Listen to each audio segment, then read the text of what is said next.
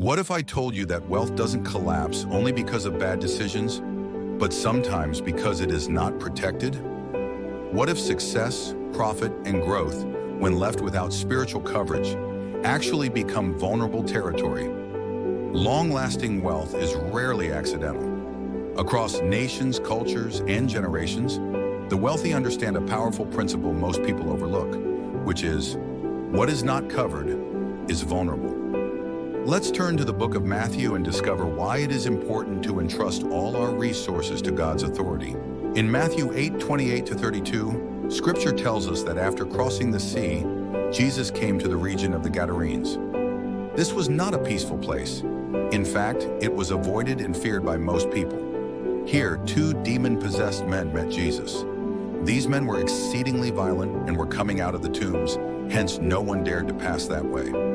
These men lived among the graves, cut off from all others, and were beyond help in the eyes of everyone who knew them. When they saw Jesus, they cried out with a loud voice, "What have you to do with us, Son of God?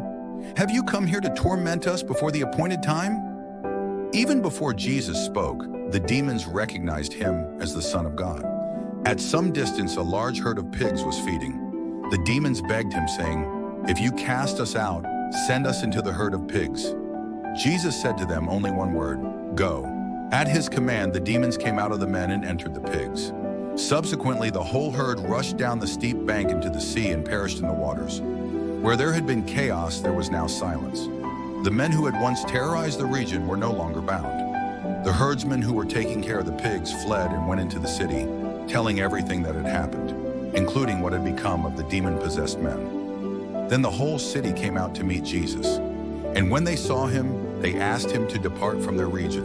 In this story, we see that when the demons could not withstand Jesus' presence and had to leave the men to find a new residence, they found a place of refuge in the pigs. Now pause for a moment and think it through. Those pigs weren't just random animals.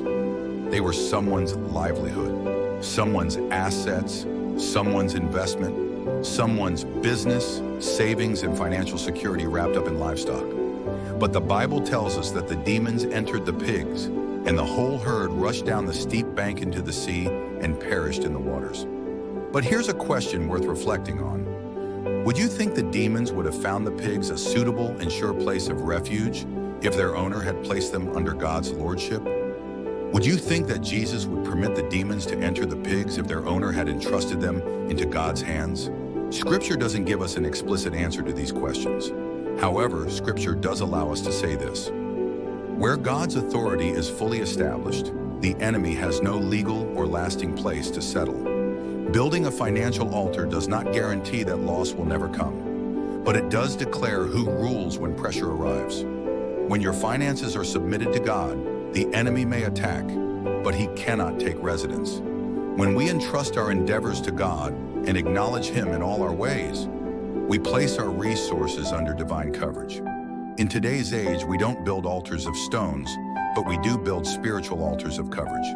Modern language would call this charity, generosity, giving back, acts of goodwill, or even tithing. But in reality, these are altars and walls of protection that we build around our resources. This is one of the prime reasons why many who understand wealth longevity are deeply invested in tithing, generosity, and giving back.